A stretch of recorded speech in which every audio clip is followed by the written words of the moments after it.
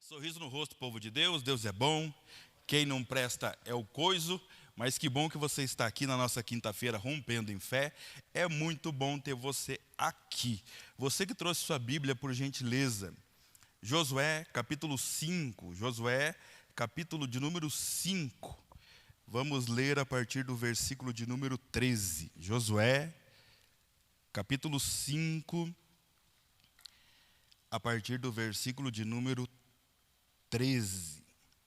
Hoje eu quero falar com vocês sobre promessas. Diga glória a Deus. Promessa é bom demais, né? Diz assim a palavra do Senhor nessa noite.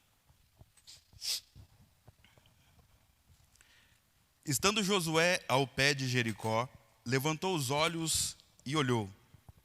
Eis que se achava em pé diante dele um homem que trazia na mão uma espada desembainhada. Chegou-se Josué a ele e disse-lhe: És tu dos nossos ou dos nossos adversários? Respondeu ele: Não, eu sou o príncipe dos exércitos do Senhor e acabo de chegar. Então Josué se prostrou com o rosto em terra e o adorou e disse: Que dizes, meu senhor, ao seu servo? Respondeu o príncipe do exército do Senhor a Josué: Descalça as sandálias dos seus pés, porque o lugar que estás é santo. E fez Josué assim. Ora, Jericó estava rigorosamente fechada por causa dos filhos de Israel. Ninguém saía e nem entrava. Então disse o Senhor a Josué: Olha, entreguei na tua mão Jericó, e o seu rei e os seus valentes. Vós, pois, todos os homens de guerra, rodeais a cidade, cercando-a uma vez. Assim fareis por 6 dias. 7 sacerdotes levarão 7 trombetas de chifre de carneiro adiante da arca. No 7º dia, rodeareis a cidade 7 vezes, e os sacerdotes tocarão as trombetas. E será que, tocando longamente a trombeta de chifre de carneiro, ouvindo-vos o sonido dela, todo o povo gritará com grande voz. O muro da cidade cairá abaixo e o povo subirá nele, cada qual em frente de si. Então Josué, filho de Num, chamou os sacerdotes e disse-lhes: Levai a arca da aliança e 7 sacerdotes. Levem 7 trombetas de chifre de carneiro adiante da arca do Senhor. E disse ao povo: Passai e rodeai a cidade. E quem estiver armado, passe adiante da arca do Senhor. Aleluia. Gente, hoje eu quero falar com vocês sobre promessas. E eu quero caminhar em cima desse tema. Se esforce pela sua promessa. O que é uma promessa? O que é uma promessa divina? Promessa é um compromisso, ouça bem, promessa é um compromisso que Deus faz conosco. É algo que Deus estabelece para nós, da parte dele para nós. E que ele espera até o cumprimento da promessa, esforço e paciência. Esforço para continuar correndo atrás da sua promessa. Paciência para compreender que existe um tempo para o cumprimento da nossa promessa.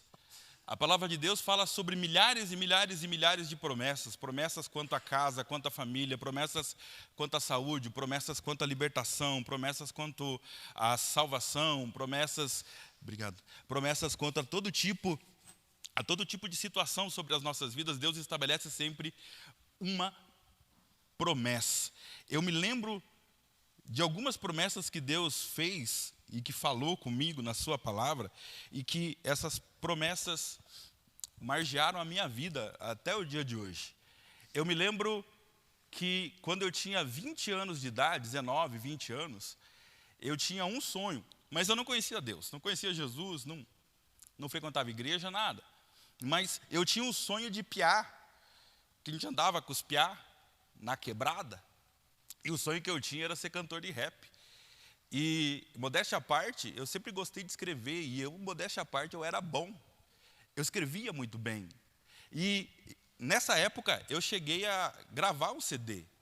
Gravamos, produzimos, fizemos capa, tudo bonitinho. E, durante a fase de produção desse CD, eu conheci Jesus.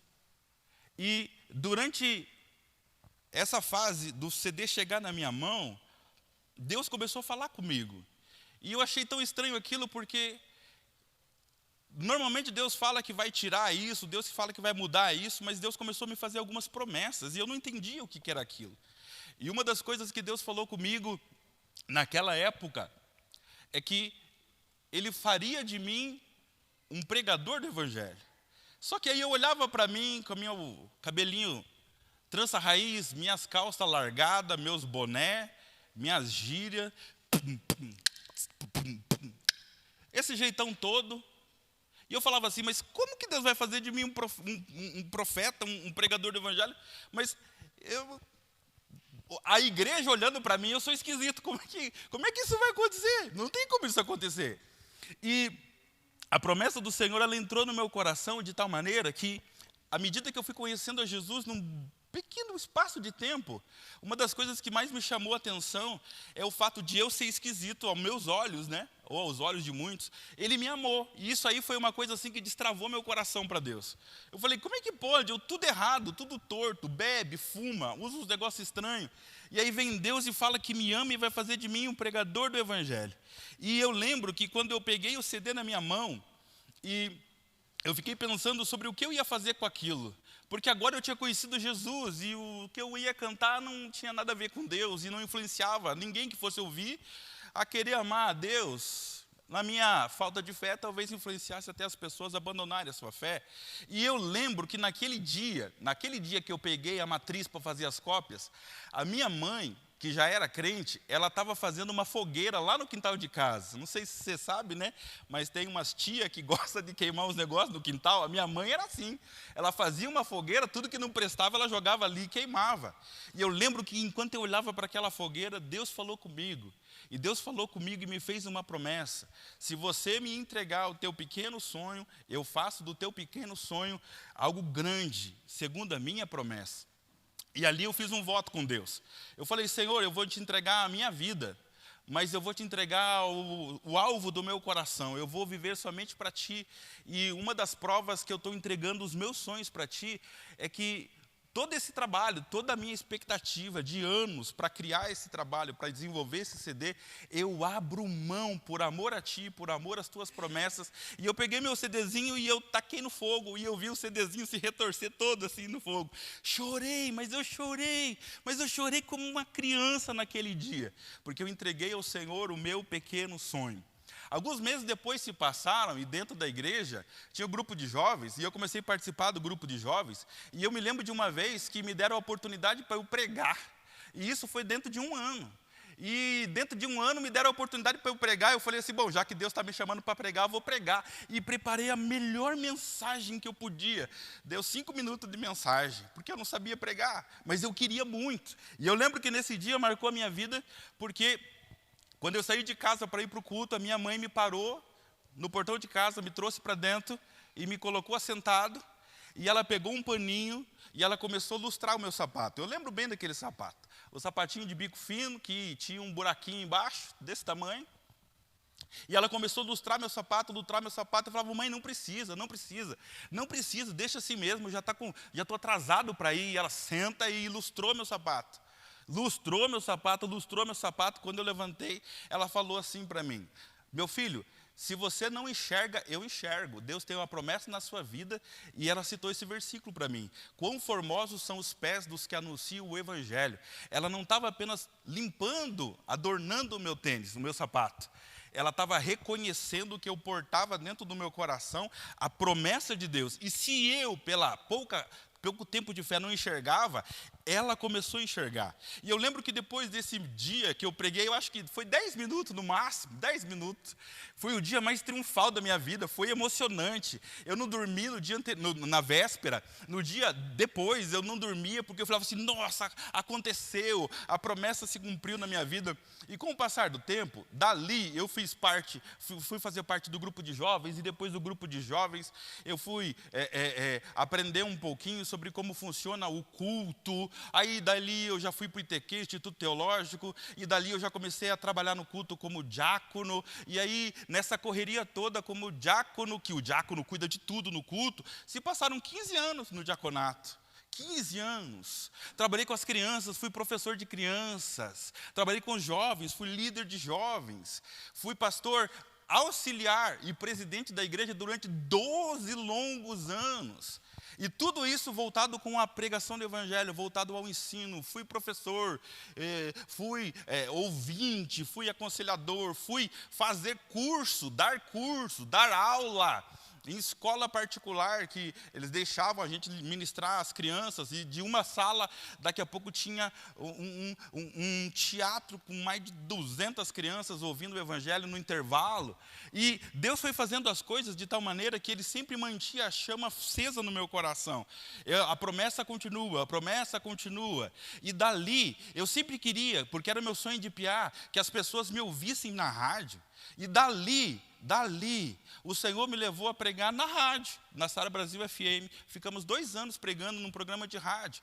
Então, quando eu observo todas essas coisas que Deus fez e vem fazendo, eu entendo uma coisa, que quando Deus fala para nós e faz uma promessa, Ele não está jogando conversa fora, Ele está dizendo para nós que existe um alvo a ser alcançado, e Ele está propondo para nós como um compromisso de que Ele vai fazer a parte dele, mas que nesse processo todo tem toda uma caminhada para que você possa desfrutar de tudo aquilo que Deus falou. E não parou por aqui, tem promessas que estão guardadas relacionadas à pregação do evangelho, que eu ainda vou viver, e eu espero ardentemente por elas e corro atrás delas. Por isso eu quero admoestar você, aconselhar você com graça e com sabedoria. Lute, se esforce pela sua promessa, porque o tempo vai aperfeiçoar a realização da sua promessa, o tempo vai deixando as coisas melhores. O texto que nós lemos parte de uma promessa que um dia Deus fez, e que no momento atual em que nós lemos o texto, passou-se 40 longos anos de promessa, de que um dia eles chegariam na terra que mana leite e mel. Só que agora eles estão de frente para Jericó. E quando eles chegam de frente para Jericó, o texto é extraordinário, porque diz que eles chegam, mas não entram. Eles chegam e param de frente para a cidade de Jericó. A cidade é imponente, a cidade é extraordinária, a cidade ela é intransponível. Chegamos aqui, mas não tem como entrar. A promessa se cumpriu, mas como que a gente vai entrar nesse lugar?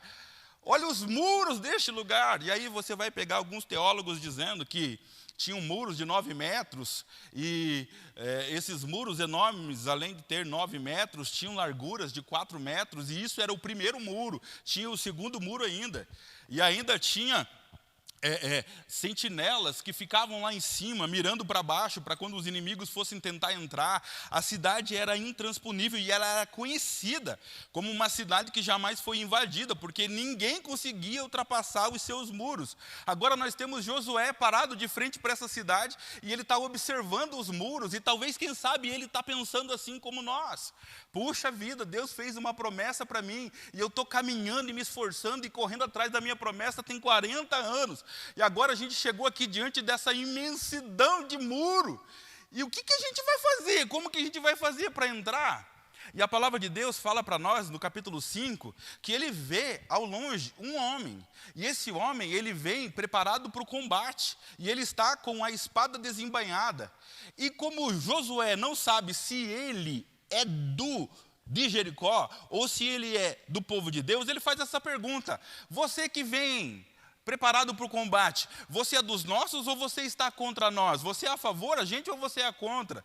Então, aquele homem diz para ele: não, eu estou com vocês, e eu trago uma mensagem do Senhor. E a mensagem do Senhor é essa: enquanto você olha com dúvida se entra ou não, o Senhor já está te dizendo que Ele está colocando a cidade de Jericó, a cidade intransponível, a cidade indestrutível, nas suas mãos. E o que nos chama a atenção aqui são duas curiosidades. A primeira curiosidade é que quando ele olha para frente e vê esse homem vindo, esse homem ele veio e ele trazia uma espada na mão. E a espada na mão, para nós, nos mostra uma coisa. Não é porque 40 anos foram percorridos que agora é só correr para o abraço. 40 anos foram percorridos e agora era a hora do combate. Então, quando Deus chega e se revela a ele dizendo, estou com vocês, mas a espada tem que ser desembainhada, vocês têm que lutar. Vocês querem a promessa, chegaram até ela. Agora, possuir a promessa é outra história, é necessário lutar. E a segunda coisa que nos chama a atenção é que, ainda que o Senhor veio com espada em mão para dizer que era para lutar, o fato que me chama mais atenção é justamente o fato de que antes da luta acontecer, o Senhor chega e já diz, eu estou dando a cidade de Jericó na sua mão. A luta nem começou, mas Deus já está assegurando uma promessa de que a cidade de Jericó seria deles. E que antes mesmo deles começarem o combate, com algo que era impossível de acontecer, que era entrar, Deus já estava segurando o coração deles. Fiquem tranquilos, eu estou dando a cidade de Jericó na mão de vocês. Gente, não tem nada mais fantástico do que a certeza de vitória antes de você começar a lutar. E é isso que Deus estava motivando aquele povo que estava caminhando há 40 anos. Porque eles poderiam chegar diante do impossível, que era entrar, e simplesmente dizer, quer saber, vamos parar por aqui, acho que a promessa não vai se cumprir, vamos desistir. Mas não, Deus estava admoestando eles, encorajando eles, vão, lutem, guerreiem, pois a promessa é de vocês, eu sou com vocês. E o extraordinário é que Deus dá uma estratégia, porque para qualquer pessoa que é de combate, que é de batalha, talvez ia desenvolver uma baita de uma escada que chegasse lá em cima, talvez ia desenvolver alguma coisa que explodisse, estourasse, quebrasse aquelas muralhas, ou algo do tipo. Mas quando o Senhor Deus ele chega com uma estratégia que não é nada comum, uma estratégia que não tem aparentemente nenhuma engenhosidade de guerra, não tem nenhum poder bélico, não tem, mas é a estratégia que Deus tem. E Deus fala para eles, estou com espada em punho, e estou dizendo que eu estou te dando a cidade de Jericó, vocês vão entrar, só que eu quero de vocês o seguinte, que durante 6 dias, uma vez por dia, vocês vão rodear a cidade e em silêncio. Só que no 7º dia, vocês vão rodear a cidade 7 vezes. Coloquem adiante de vocês a Arca da Aliança, que é o símbolo da presença de Deus. 7 sacerdotes com 7 chifres de carneiro. E na 7ª volta do 7º dia, vocês, ao ouvir o sonido dos chifres de carneiros, vocês comecem a gritar. E Deus diz a eles, e depois que isso acontecer, a muralha simplesmente vai cair. E aonde vocês estiverem, quando rodearam, o muro cai, vocês entram e ali vocês lutam e vencem a batalha. Uau! Josué escuta isso de Deus e volta e conta para todo mundo. O que Deus disse para nós? Deus disse que é para a gente preparar o povo, chamar todo mundo e rodear a cidade, mostrar para eles que nós estamos aqui. E agora o que Deus vai fazer? Vai destruir tudo? Não, Deus disse que é para a gente se juntar, rodear, dar uma volta na cidade e depois disso ir embora. Tá, tudo bem, beleza, no primeiro dia, é só para mostrar para eles que nós estamos aqui, que nós estamos fazendo alguma coisa, que nós temos gente para lutar. E no segundo dia? No segundo dia é para fazer a mesma coisa, dar uma volta e depois que der a volta, ir embora, em silêncio. E no terceiro, mesma coisa. E no quarto, mesma coisa. E no sexto, mesma coisa. Mas, para que andar? Pois, afinal de contas, nós estamos falando com um povo que já estava andando 40 anos. E agora eles são confrontados por Deus a andar mais 7 dias. E talvez seja justamente aí o que nos choque, porque Tudo que Deus tem proposto para nós, na maioria das vezes, leva tempo e exige esforço. E todas as vezes que alguém está prestes a chegar e a conquistar, é quando Deus pede para ela, continue mais um pouco. Para ele, continue mais um pouco. E é nesse momento que nós já achamos ou julgamos que já andamos demais, já fizemos demais, está na hora de parar, porque não está acontecendo. Mas nós não percebemos que Deus tem os seus meios, Deus tem as suas estratégias. Mateus capítulo 5, versículo 41, a palavra de Deus diz assim: se te obrigarem a andar 1 milha, ande logo 2 milhas. E por que, sendo obrigado a andar, eu tenho que andar 2? O contexto aqui é um contexto de opressão dos romanos. Então, se uma pessoa escrava ou presa pelo Império Romano e fosse obrigada a andar um pouco, que ela andasse logo 2 poucos, para que então mostrasse para quem está tentando induzi-la a fraquejar, que ela pode mais. Quando Deus ele nos admoesta a não andarmos apenas 1 milha, Deus está dizendo para nós que existem promessas que não é o fato de você chegar nela que você vai possuir, mas sim é o fato de você entender que você precisa da espada de Deus contigo e que você precisa fazer mais força ainda, porque existem promessas que levam tempo para chegar até elas, mas para desfrutar delas é necessário um combate. É necessário uma desenvoltura maior, mais forte e mais potente. É a última passada do corredor. É o último soco do boxeador, quando ele não se aguenta mais de pé. Ele canaliza tudo o que ele tem nesse último golpe. Deus, ele sabe que nós podemos um pouco mais. Tanto se esforçar, quanto suportar um pouco mais. E é por isso que ele nos mostra estratégias que aparentemente não tem nada a ver. Mas não seria mais fácil derrubar Jericó? Seria. Mas também não seria mais fácil Deus ensinar para o povo que está cansado de andar, que se eles continuarem andando, ainda que não faça sentido, as coisas vão acontecer? Porque as coisas com Deus não precisam fazer sentido para nós, as coisas com Deus têm que fazer sentido para Ele. E quando alguém obedece a algo que Deus estabelece, o resultado é cumprimento de promessa. Todas as vezes que alguém decide obedecer à voz de Deus, ele abraça a sua promessa. Nós somos treinados para fazer só aquilo que nos compete. Se passar, a gente não quer fazer. O texto que nós lemos aqui, se te pedirem para andar 1 milha, caminha 2 milhas, ele está falando para nós do esforço. Ele está falando para nós de surpreender as pessoas. Está falando para nós de fazermos além daquilo que nos foi pedido. Ora, quem é a pessoa na empresa que é promovida? A não ser que seja filho do dono, mas de resto, é a pessoa que é esforçada. A pessoa que é esforçada se destaca. A pessoa que chega mais cedo se destaca. A pessoa que faz coisas que nem pediram, nem ganham para isso, ela se destaca. Ainda que ninguém reconheça, ela se destaca. Agora, existe um Deus nos céus que luta as nossas batalhas, que permanece com espada em punho, dizendo para nós, continue lutando, continue lutando, continue lutando. Porque todo esforço do cristão é visto por quem pode nos promover, e quem pode nos promover é Deus. Você acha que Deus não estava vendo o coração de Josué, quando Josué estava olhando para aquela muralha? Você acha que ele não estava pensando lá atrás, 40 anos antes, no dia em que Moisés morreu? Em que o Senhor fala com ele, Josué, você é piar de tudo, mas eu serei com você como eu fui com Moisés. Fica firme na minha palavra e você será um grande líder como foi Moisés. 40 anos depois, ele está vivendo isso. Ele é o líder da nação. E ele está olhando para aquela muralha e no coração dele não passa medo, não passa desconfiança. No coração dele o Senhor diz, é para andar mais um pouco? Vamos andar mais um pouco. Vou preparar o povo, vou animar o povo e vamos caminhar, porque com certeza a vitória será nossa. Então, todas as vezes que Deus pede um pouco mais para nós, é porque Ele sabe que o nosso esforço valerá a pena e haverá uma recompensa.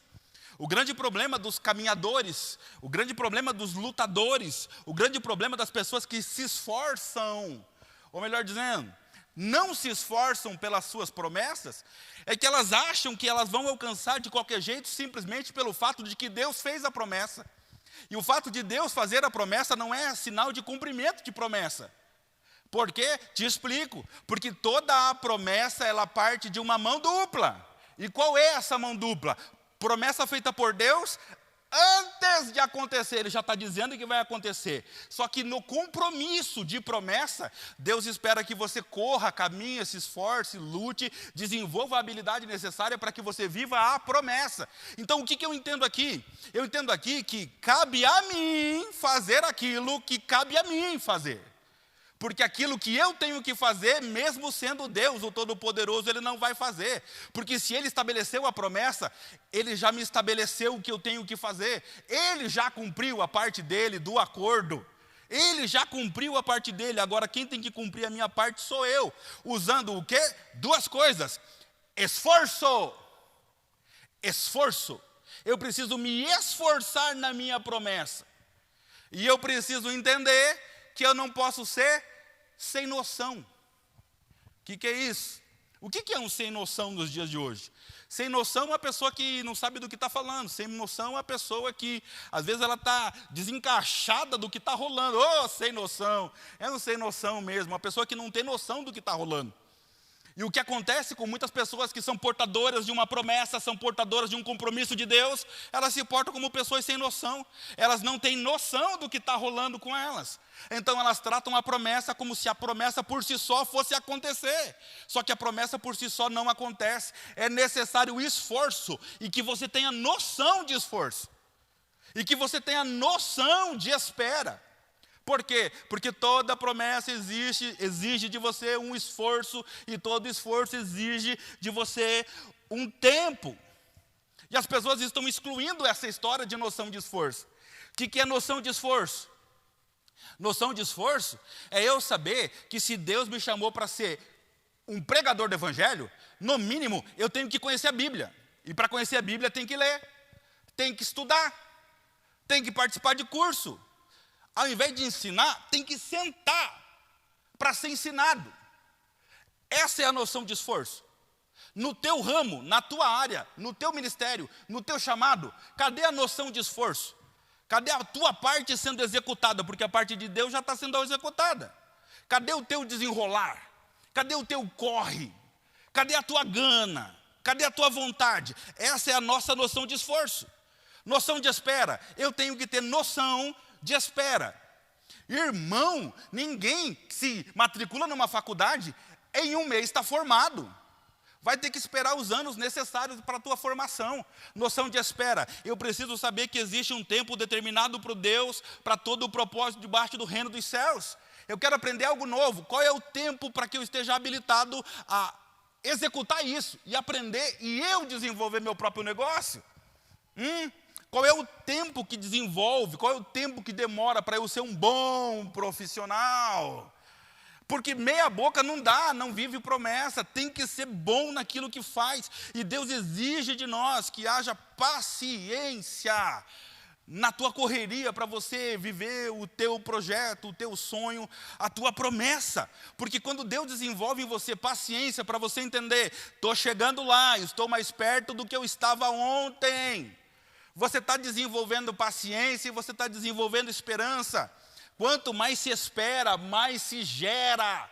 E a palavra gerar vem realmente do sentido de estar gerando alguma coisa, de estar criando algo, de estar desenvolvendo, de estar sonhando. Irmão, se você é cristão e você não sonha de zóio aberto, se você não sonha de zóio fechado, tem alguma coisa em você, você não está, entre aspas, entenda o que eu estou dizendo, você não está gestante do seu sonho. Você não está produzindo dentro de você, pela esperança, a força que te faz ter paciência, para que não importa o tempo que seja que você já esteja andando, não importa o tamanho da muralha que se levantou, você sabe que Deus é com você, e é só mais uma batalha que se levantou para você lutar. Você tem noção de espera, teu tempo não é em vão, você está produzindo alguma coisa dentro de você, não é em vão. E isso serve para cada um de nós, em dias como hoje, que às vezes dá chuva, às vezes não vem muita gente. Noção de esforço. Glória a Deus pela sua vida que veio. Glória a Deus. Vai chover? Estou nem aí. Se jogou no carro, veio na bicicleta, veio. Tem situações que você precisa fazer esforço, força. Tem que empurrar mesmo. Tem situações que você precisa de paciência para entender que o tempo de Deus na sua vida não é o seu tempo, você não consegue acelerar, eu já tentei, não dá. O tempo de Deus, ele é perfeito, Deus não chega atrasado, como alguém fala por aí. Nem que seja nos 47 do segundo tempo, Deus não chega atrasado, Ele chega na hora certa. Deus está acima do tempo, só que Ele entende que existe um tempo para que a gente aprenda a se esforçar. E existe um tempo para que a gente aprenda a confiar. E para aprender a confiar, Deus tem que nos ensinar paciência. E é por isso que às vezes você acha que você está caminhando e não chega. Deus está exercitando na sua vida paciência. E agora me permita falar sobre 3 coisas que a gente desenvolve nessa caminhada toda, lutando e se esforçando pela nossa promessa. A primeira é resistência. Resistência. Resistência é uma matéria da engenharia civil que calcula a resistência dos materiais. O quanto que uma viga com uma bitola tal de ferro, com o concreto armado, suporta. Se ela não suportar, ela enverga, quebra, racha. A resistência faz o cálculo do quanto peso uma estrutura suporta antes de ruir. E Deus desenvolve na nossa vida resistência. Porque a palavra de Deus diz para nós que não vai vir nenhuma carga, nenhum peso, nenhuma luta que seja maior do que a que você possa suportar. Não virá sobre a sua vida nenhuma promessa que demore mais do que o seu tempo em vida. Nenhuma virá. Você viverá e verá as promessas de Deus. Porque Deus está trabalhando na sua resistência, para que você não seja fraco. Para que você não seja vencido pela dificuldade, pelo deserto. Para que você não seja vencido pela falta de paciência. Para que você não seja vencido pela desesperança. Para que você não seja vencido pelo impossível do tamanho da muralha. Ah, era certeza que a vaga é minha. Pois é, mas daí entrou outro. E agora o que você vai fazer? Vai desistir ou vai continuar lutando? Porque muralha sempre vai existir. E a nossa dificuldade é compreender isso, que vai sempre existir muralhas. Nós entendemos o que é resistência quando num dia de muito frio, um dia de inverno lascado, você decide tomar o seu banho, e aí você entra no seu banho, você abre o chuveiro, cai umas 3, 4 gotinhas, você abre mais, e é 5 minutinhos ali, e de repente a água gela. A resistência estourou, não aguentou, foi demais para a resistência do chuveiro. A resistência aqueceu demais, que ela não suportou a caloria, e ela simplesmente rompe. Ela simplesmente deixa de servir para aquilo que ela foi criada, que é uma resistência. Isso nós entendemos muito bem.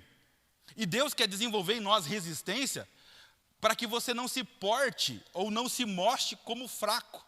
Nos momentos da sua vida em que você tem que ser forte. A palavra do Senhor diz isso. Se te mostrares frouxo, fraco, a tua fé será pequena. Contrapartida, o texto está dizendo para nós que só somos fracos porque está nos faltando fé. E por que nos falta fé? É porque a gente acha que esperar a promessa é o todo, e o todo não é esperar a promessa. O todo é desenvolver resistência na promessa, desenvolver superação. Ora, quem de nós aqui com um problema familiar continua servindo a Deus como se nada tivesse acontecido? Superação, romper limites, ultrapassar barreiras, suportar dor, choro, tristeza, e mesmo assim permanecer com Cristo e correndo e se esforçando pela sua promessa. Quem de nós aqui nunca se sentiu envergonhado a tal ponto de não querer sair na rua por alguma situação? E mesmo assim, por amor a Cristo, você continua.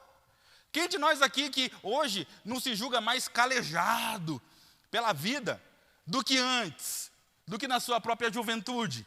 Por quantas coisas que você passou, essas coisas vão fazendo com que a gente vá se enrijecendo. A gente vai ficando mais duro para algumas coisas. Aí você pega um jovem, um adole, que tudo é uma luta. Aí você fala assim, meu Deus, não sabe de nada. Por quê? Porque você desenvolveu resistência. O adole não.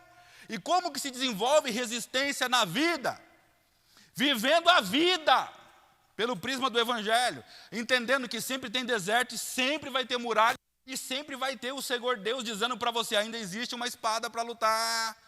Lute. Deus, ele usa a resistência para nos fazer pessoas experimentadas. Você é experimentado em tudo que você já passou pelo Evangelho. É como se Deus dissesse assim, você tem a condição agora de estar ensinando, porque você já está caminhando, e você é um exemplo, e você pode servir de utensílio para ajudar alguém, para colaborar com a vida de alguém que começou a caminhar agora. Começou a caminhar agora. Se você escutar um irmão teu, uma irmã tua da igreja que chegou agora, novo convertido, dizendo assim, ai meu Deus, parece que eu oro, as coisas ruins só acontecem. Essa é a pessoa que tem que ser aconselhada por você. Que não é assim, ela está tendo a ideia de que está dando as coisas tudo errado, mas não está dando errado. Na resistência de Deus, Deus precisa reconfigurar tudo. E para reconfigurar tudo, para que seja do jeito certo, Deus precisa mexer com tudo. É igual aquela mudança que você tem que fazer, mas você odeia a mudança. Irmão, você não vai achar nunca mais as tuas meias. As tuas meias do Bob Esponja, você nunca mais vai achar na mudança. Não vai. Porque você não gosta de mexer e agora mexeu com tudo. Deus faz isso na vida da gente. Deus, ele não vai tirar as coisas do lugar. É que tanto tempo caminhando em busca de sonhos, promessas sem Deus, nós tiramos tudo do lugar. E quando encontramos o Senhor, Deus está aprumando os nossos caminhos. Deus está endireitando os nossos caminhos. E no meio de toda essa situação, a impressão que se tem é que agora que eu sou bonzinho, vou para a igreja, as coisas estão dando errado. Isso é ser sem noção.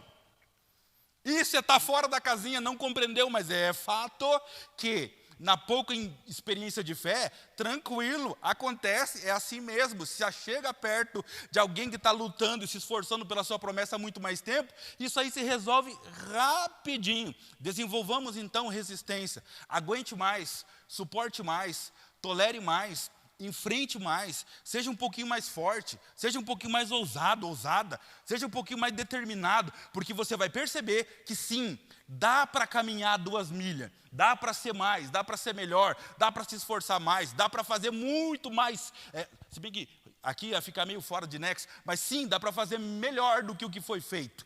Dá sim, é um pouquinho mais de dedicação, um pouquinho mais de esforço, o negócio rola e rola bonito.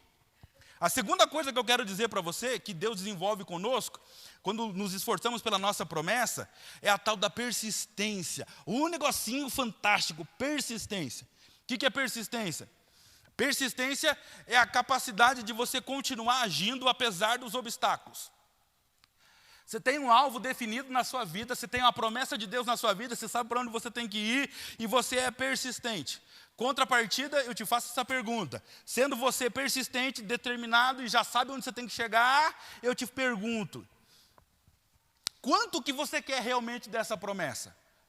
Porque se você quiser essa promessa pouco, vai se levantar uma Jericó intransponível e você vai desistir. Porque a pessoa que é persistente, ela entende que ela tem que ser insistente. E insistente a tal ponto dela passar por cima de vontades próprias. Ela não é insistente porque ela é chata. Ela é insistente porque ela tem uma promessa. Deus tem um acordo com ela, Deus tem uma aliança com ela.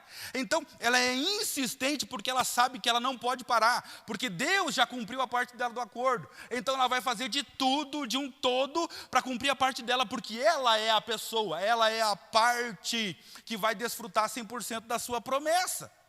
A pessoa que é resistente e persistente, ela é a pessoa que corre atrás, ela é a pessoa que se envolve, ela é a pessoa que tem disposição. Ela é a pessoa, não sei, mas eu vou procurar saber. Vou procurar saber como faz. Não tenho noção por onde começa, mas tem Google hoje em dia. Eu vou dar um jeito, Grandes coisas começam pequenas. Grandes coisas começam pequenas. Falei para minha esposa uns 20 anos atrás, eu não gosto desse negócio de construção.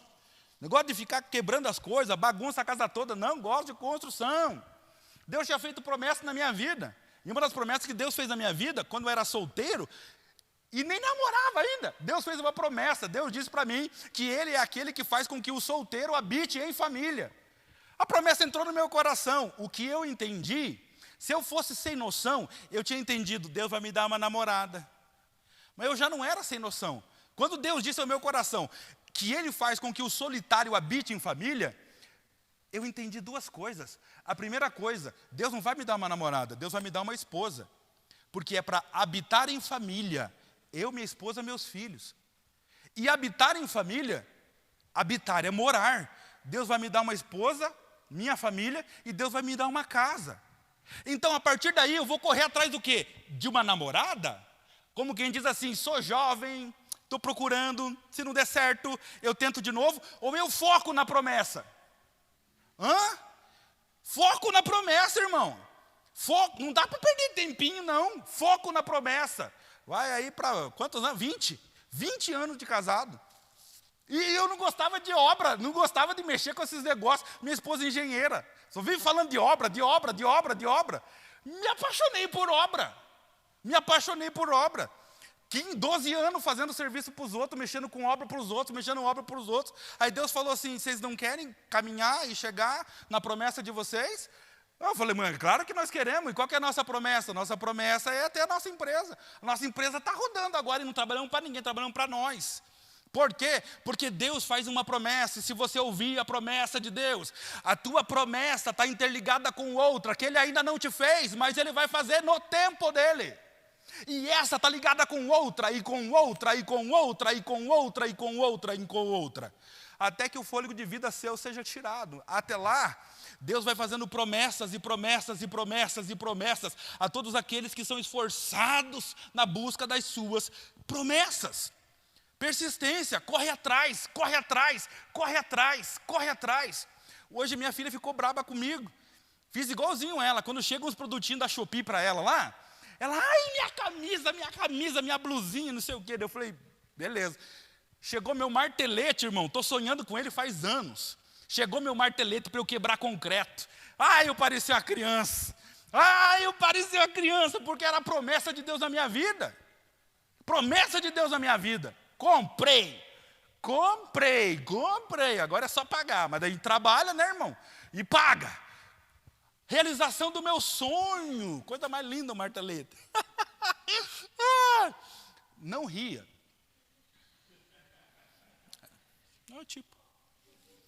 Não ria.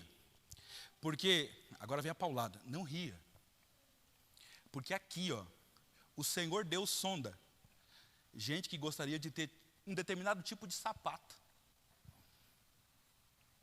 Gente aqui que gostaria de receber do Senhor um determinado tipo de calça. Gente aqui que gostaria de chegar no posto de gasolina e chegar para o cara do posto, frentista, e ao invés de falar, põe vintão, dizer completa.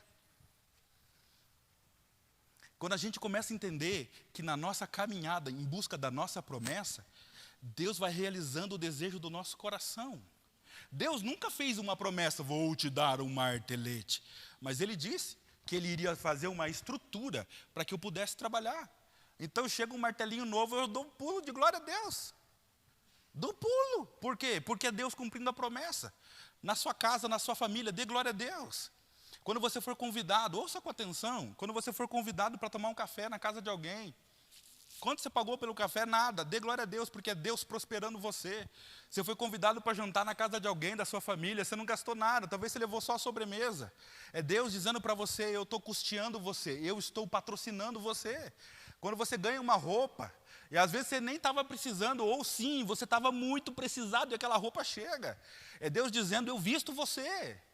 É Deus dizendo, eu cuido de todas as áreas. A gente fica focado só na coisa grandona, Não, irmão, foca nas coisas pequenas também. Deus é Deus das coisas, de todas as coisas. Corra atrás das suas promessas, mas entenda, Deus Ele está guardando o seu coração com esse tipo de fidelidade. Seja fiel a tal ponto de você colocar na mão de Deus um martelete. Eu parcelei em 12 vezes ainda. Mas eu pedi para Deus, eu fui orar, Senhor. Às vezes o povo engana a gente, fala que é de um jeito, o troço vem, chega o tijolo. Ai, meu Deus do céu. Essas entregas que vem aí da China. Não, Senhor, eu não tenho condição de ficar perdendo tempo para trocar, para ir atrás. Não, Senhor, tem que ser certeiro, dá o direcionamento e vai. Você ora, respira fundo, dá glória a Deus e vai. É isso que Deus quer de nós, persistência. Ah, mas eu estou cansado, mas eu estou fraco. Você não está cansado de viver cansado? Persistência é quando você fala assim, ó, eu não tenho força nenhuma, mas quer saber de uma coisa? Glória a Deus e você continua. Ou simplesmente você não para. Você tem um objetivo e ninguém tira esse objetivo do seu coração. Você tem um alvo que é Deus e ninguém tira isso. Você desenvolve uma disposição que nem você sabia que você tinha. É você olhar para você mesmo no espelho e dizer, eu estou orgulhoso de mim, estou orgulhoso de mim. Nem sabia que eu queria tanto. E aí você descobre que você quer tanto porque você vai marcando o teu dia com a tua promessa. Você vai se preparando para ela, é como um nenê que vai chegar. Você vai se preparando para o momento em que o parto acontecer. Você vai cultivando, você vai adornando, você vai se preparando, você vai contando para todo mundo, você vai sorrindo. Você chora porque tem medo do momento do nascimento, como vai ser. Mas daqui a pouco está nos teus braços, daqui a pouco você está vivendo o cumprimento da tua promessa. Você não se lembra mais dos dias de sofrimento.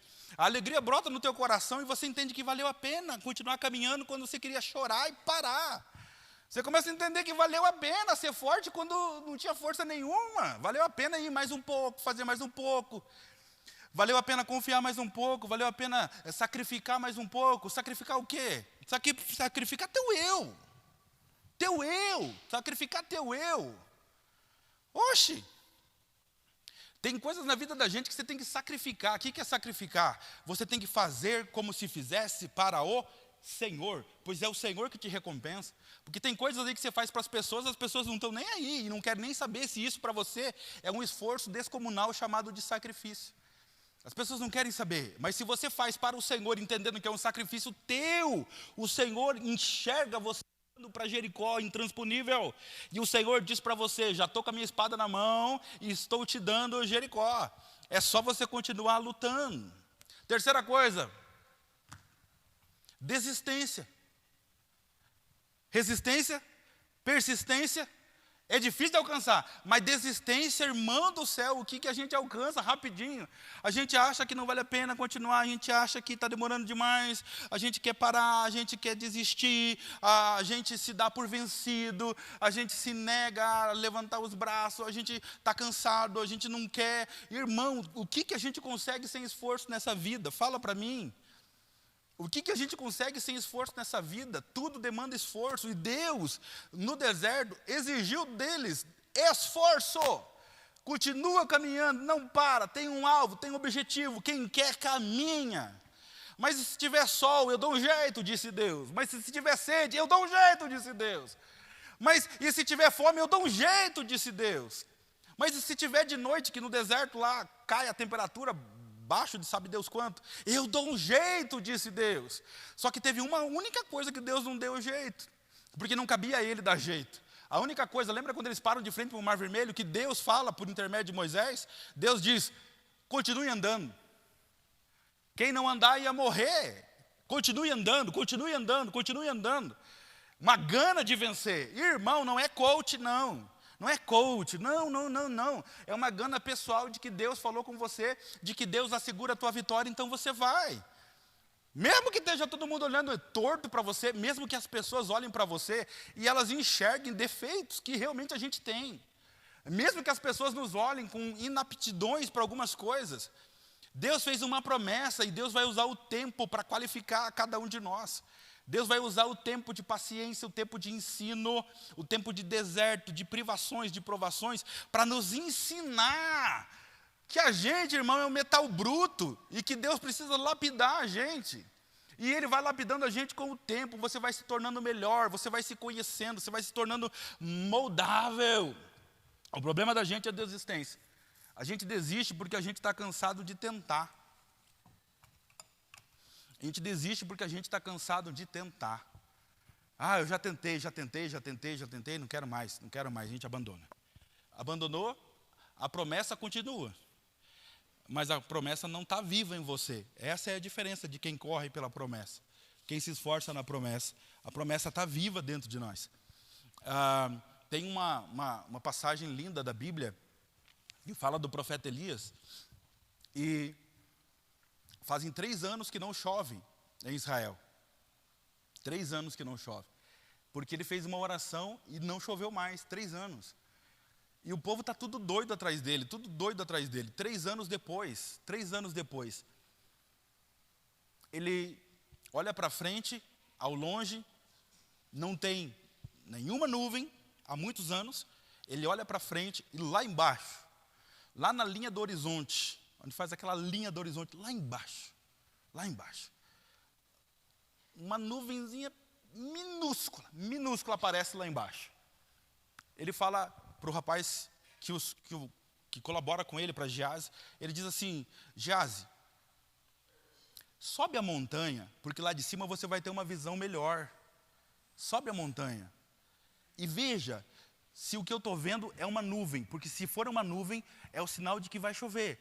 Faz 3 anos que não chove, mas se aquilo é uma nuvem, é o sinal de Deus que 3 anos de espera vai acontecer. Vamos viver um tempo de chuva. E Gease sobe, só que era o Monte Horebe. E subir é diferente de descer. Para descer, irmão, você faz esforço. Para descer devagar, é mais fácil, é só soltar a banguela. Para subir, o esforço é para cima. É contra a gravidade, é contra o seu próprio peso.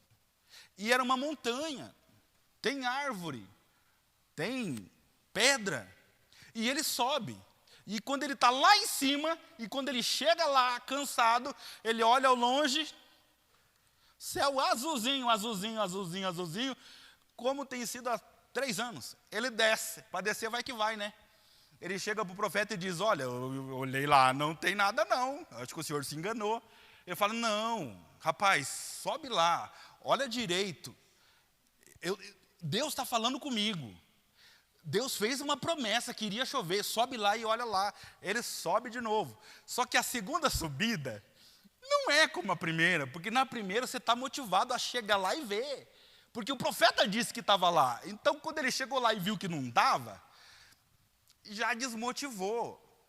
Agora tem que subir de novo pela segunda vez. E ele sobe. Só que agora, na segunda vez, ele já sobe meio ranzinza, meio, tem que subir de novo. Já falei que não tem. Será que não acredita na gente? Subiu lá em cima, olhou tudo de novo. Agora vou ter que dizer que não vi de novo. E desceu de novo. E ele chega para o profeta e fala: olha, não tem nada. E o profeta diz: não pode ser. Não pode ser. Deus está falando comigo. Sobe de novo. E lá vai o rapazinho de novo, pela 3ª vez. E vai subindo, e agora já está pesando, e agora já está cansando. Agora, além de pesar e cansar, já está dando raiva já. Será que não acredita na gente? E subiu 3ª vez, 4ª vez, 5ª vez, 6ª vez. Imagine esse camarada como que ele não estava na 6ª vez subindo lá, e nada. Subiu na 7ª vez. Na 7ª vez que ele sobe, ele fica olhando e não vê nada, e não vê nada, e não vê nada. De repente ele, opa!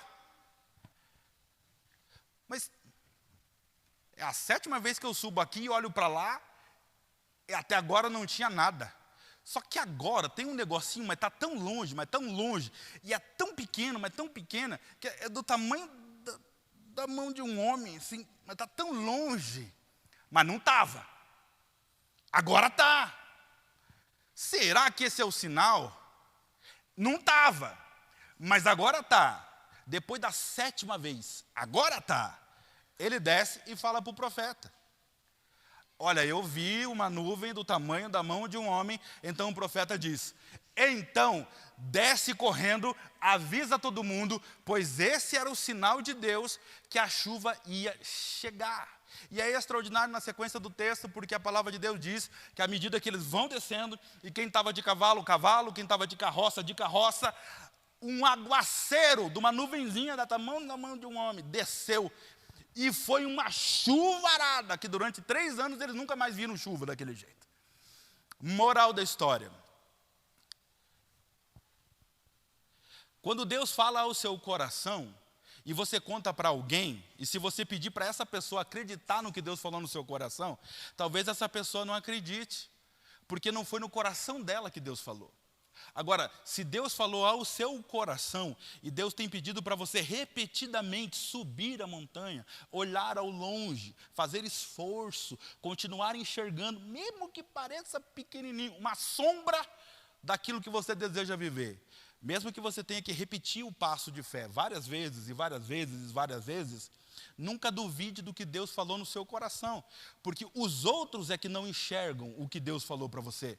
Se você enxergar o que Deus falou para você, ainda que as pessoas que não acreditam subam e vejam, elas verão porque acreditarão em você, porque Deus falou com você. Acredite você, acredite você, guarde você no seu coração que Deus falou. As pessoas virão depois o impacto da tua crença, da tua fé.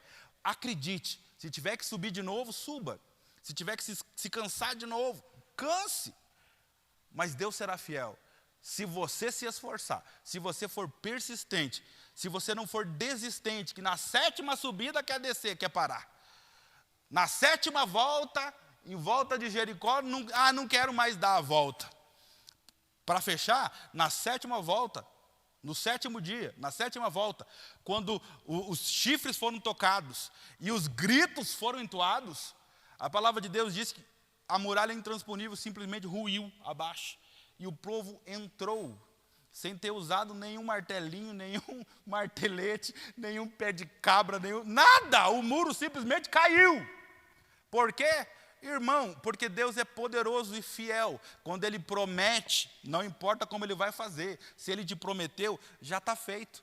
Tudo que tem que acontecer agora é você chegar até lá e lutar para abraçar a tua promessa. Se coloque de pé em nome de Jesus. Eu sei que você tem promessa no teu coração. Eu sei que você tem sonho no teu coração. Eu sei que você tem. Eu tenho uns, irmão, que às vezes eu falo assim: oh, Senhor, que demora. Mas Deus é fiel, Deus sabe todas as coisas. O que não pode parar é a nossa busca. É a nossa busca. Eu quero viver as promessas de Deus. E eu quero que venha à tona agora, salte aos teus olhos pela fé, os teus sonhos, as tuas promessas. O tempo que você já está lutando, o ideal que você tem, puxa, eu gostaria que fosse assim, eu gostaria de mudar isso, eu gostaria que fosse diferente. Deus é bom, gente. Deus, Ele cuida dos mínimos detalhes, Mas desembanha a tua espada, tem que lutar. Jericó não vai cair sozinha. O povo teve que rodear e obedecer. E em silêncio, crer que Deus ia fazer no tempo certo. O tempo certo era, na próxima semana eu faço. Foi o que Deus disse para eles. Depois de 40 anos, Deus disse para ele, daqui 7 dias eu faço. E muitos ficaram assim, mas será que Deus... Mas guardou vocês 40 anos. Que custa andar mais 7 dias? E nem era o dia inteiro, era uma volta só em Jericó. Dá ali mais ou menos uns 4.000 metros. É coisa pra caramba, mas o que é 4.000 metros para quem andou 40 anos no deserto sem saber para onde estava indo? Agora eles chegaram em algum lugar. Você não está perdido não, você sabe para onde você está indo. O que é para você suportar um pouco mais, aguentar um pouco mais, se esforçar um pouco mais? Não é nada. E Deus está pedindo para nós, Ele exige da gente. Você está preparado para a batalha? Não dá para entrar na batalha cansado pela caminhada, você tem que estar preparado para lutar.